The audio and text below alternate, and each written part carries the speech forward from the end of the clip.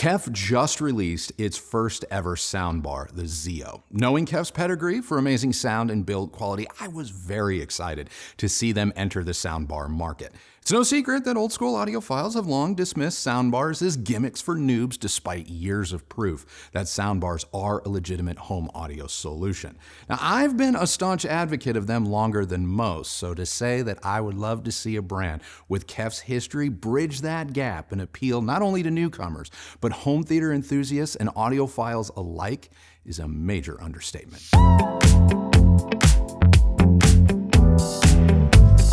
Now, to me, the purpose of a soundbar has always been to take the complicated world of home theater and its multiple speakers, devices, and wires and simplify it all into an experience that is more or less plug and play.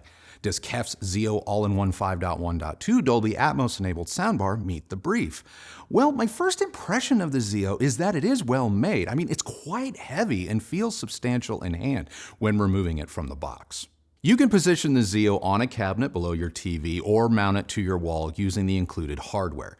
The bar has what KEF calls Intelligent Placement Technology, or IPT, which allows the XIO to determine whether it has been placed horizontally on a flat surface or vertically on a wall. It can be fine-tuned by producing a simple pink noise-like tone and adjusting its performance accordingly. Out of the box, the sound was just okay, and when I ran IPT, I didn't notice much of a change in the bar's sound.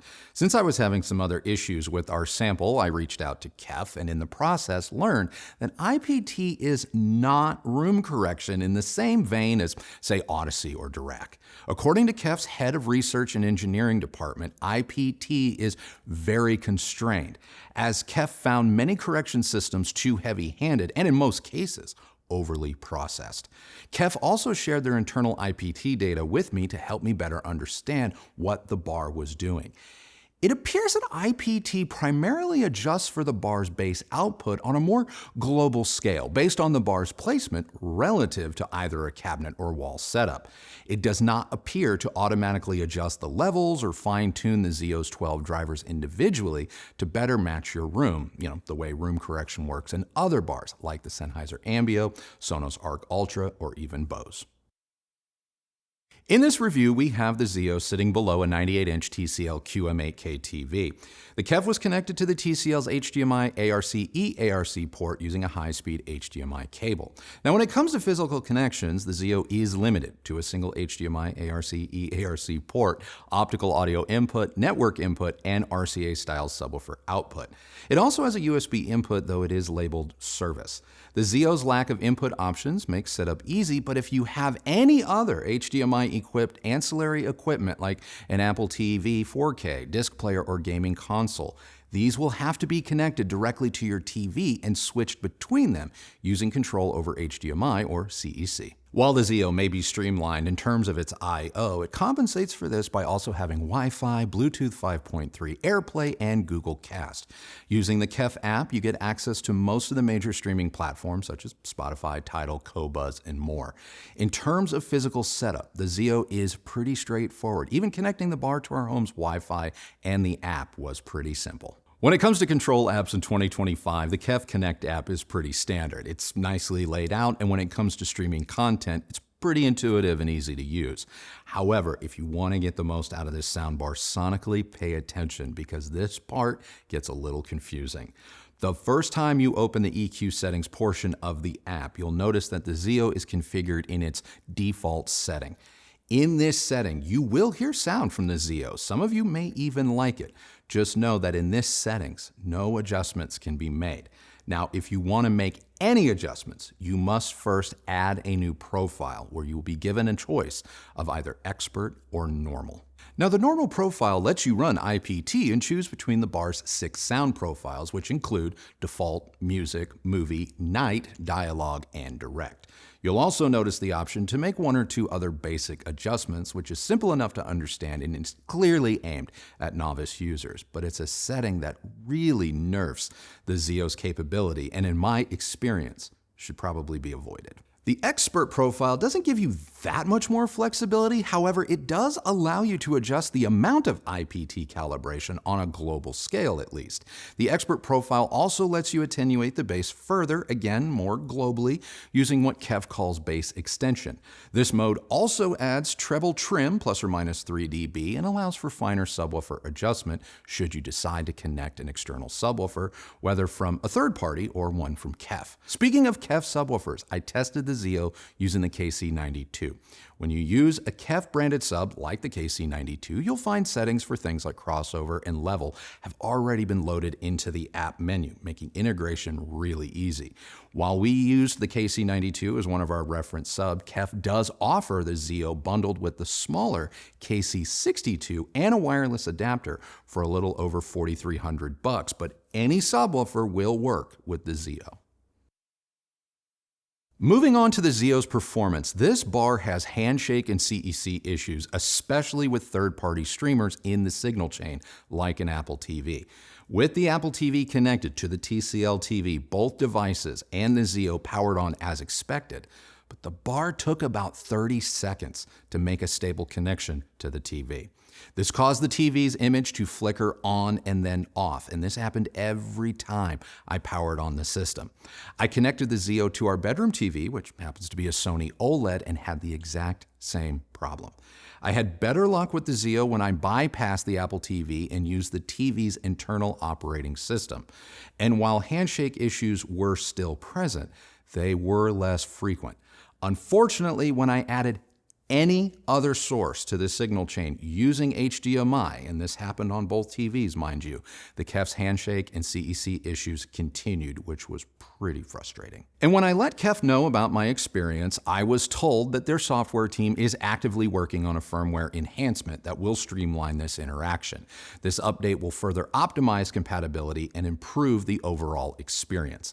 They went on to say that they were now testing the XIO with an Apple TV and confirmed my own findings, suggesting that some unexpected CEC issues or, quote, traffic could be causing issues with their product. While the XIO's CEC issues weren't exclusive to the Apple TV, those of you like me who use one, you may want to hold off on purchasing this bar until all of the bugs are worked out. I measured the XIO in its various sound profiles, a standard practice in all of my soundbar evaluations. I took measurements with and without IPT and gauge, and I confirmed my subjective thoughts that the bar's sound doesn't really change all that much, regardless of the profile you choose. Not to say that you won't hear any difference. I mean, select the movie or night profile and you're going to hear a change. It's just not really a change in tuning, but more of a change in the volume or level of the bar itself. Once you account for the change in volume or level, all 6 profiles measure largely the same. Whether the bar is placed horizontally or vertically, the story is also the same. While the measured response of the bar does differ based on its placement, the measurements of each of its sound profiles are eerily similar to one another, and in some instances, no different, resulting in changes in sound or performance that may be subtle at best. Considering the CEC issues I was having, KEF was confident that my measured findings were the result of a defective unit, so they sent us a second bar. I put the new unit through the same tests as the first and found that both bars performed largely the same. Now, the first bar suffered notably from more cabinet vibrations and distortions when doing bass sweeps between 30 and 100 Hz at volumes between 70 and 75 dB in room. The second sample still exhibited some vibrations, however, they were far less egregious. And yes, both samples exhibited handshake and CEC issues. For the record, I received several direct messages from current XIO owners with similar CEC frustrations, so I think it's safe to say this is not an isolated incident. But getting back to the measurements, look, I'm not mad at the XIO's in-room response. I mean, it easily hit 40 Hz and a little bit below on its own, and it follows a pretty textbook downward slope from the bass through to the treble, where there's an observable spike in brilliance, which no doubt gives the bar some presence and a sensation of detail. It's just that there isn't much you can really do to correct or customize its performance if that's something you want or need to do. Does a XIO have the KEF sound? Yeah, and if that's a sound you like, you're probably going to enjoy the XIO. Just understand that if you want something different, the XIO doesn't really offer the same flexibility found in other soundbars. As a result, the XIO's sound, to me anyway, was simply okay. It's definitely not the worst I've heard, but it's far from the best, especially when considering its premium price point of $2,500 for just the bar. Now, I suppose if this is your first foray into soundbars, you may find the XIO impressive. However, if you own or have spent any time with, say, a Sonos Arc Ultra, Sennheiser Ambeo, Bose Smart Ultra, or even a Samsung Q990F, you're more likely to come away feeling a little underwhelmed, like I did. The KEF sounds fuller and chestier than the competition, but I wouldn't call it, quote, better.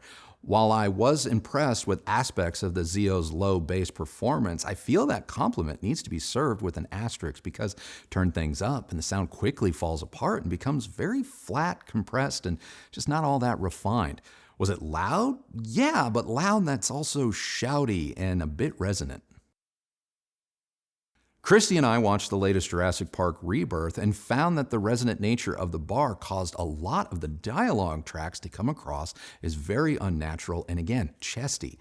I know Scarlett Johansson has more of a raspy voice, but the XIO's more boxy character and the upper bass and lower mid-range frequencies did her zero favors, causing most of her dialogue to be unintelligible. Adding a subwoofer did help to curb these issues, but that's largely because KEF has tuned the bar to automatically cross over with their own KC92 sub at around 70 Hz, which essentially bypasses the XIO's more distorted lower frequencies. While I preferred the sound of the XIO when connected to the KEF subwoofer, that's a costly ask for what I can only describe as average performance. I mean, at a total cost of $5,000 for the XIO and sub, I think your money is better spent by going with one of KEF's powered speakers with HDMI connectivity and streaming music convenience. I mean, skip the XIO at that point and buy a pair of LS60 towers and thank me later. And as for this bar's surround sound performance, it's okay. Is it on par with the Ambeo or Bose? No, it's not. It's more in line with the Dion or the Bowers & Wilkins Panorama 3. Will performance improve once KEF drops their firmware update, allowing existing wireless KEF speakers to serve as rears? Who knows? Here's what I can tell you about the XIO's surround sound as it sits. Playing Dolby Atmos test discs and tracks offer the best showcase of the XIO's ability to fill out a room. Now, ours is roughly 20 feet wide with ceiling heights around 10 feet. But when you replace the specialty tracks, those Dolby Atmos tests, with real-world content, the XIO's perceivable horizontal and vertical height diminished. What I didn't experience was an immersive or true 360-degree surround sound field. The XIO's top or side-firing drivers just couldn't pull it off.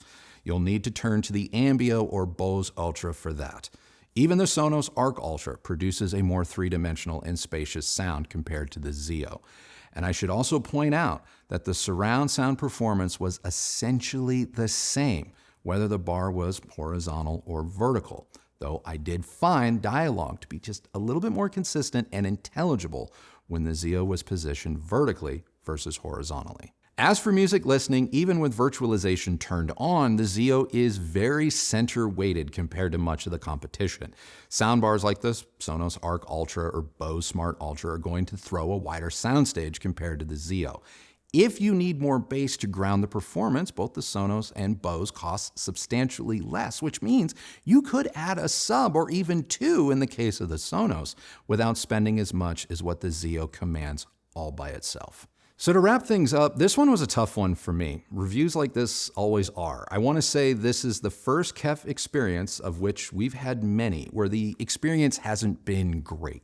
I suppose there's a bit of a silver lining there somewhere, but the truth is that the CEC issues alone were enough for me to want to send the bar back without a review, especially considering KEF was able to recreate my issues. I suppose that's good news since they now appear to be working on a fix, but it's difficult to ignore that yet another product where the customer is, once again, a beta tester. When you couple that with the bar's other quirks, like none of its physical controls or indicators are visible when the bar is placed horizontally, the fact that you have to scroll to a completely different page in the app just to change the volume when doing anything, not to mention its sonic performance is simply, in my opinion, average when compared to the competition, I don't know, I guess I just expected more. So that's it. That's my take on KEF's new XIO soundbar. What did you guys think? Let me know down in the comments below. If you own a XIO, I would love to hear your experience as well. So get the conversation started. Remember, as always, at the end of the day, the only person who has to like the sound of your system, though, is you. So happy listening, everybody. Thank you so much for watching. Enjoy the rest of your day, and we will see you on the next video. Bye.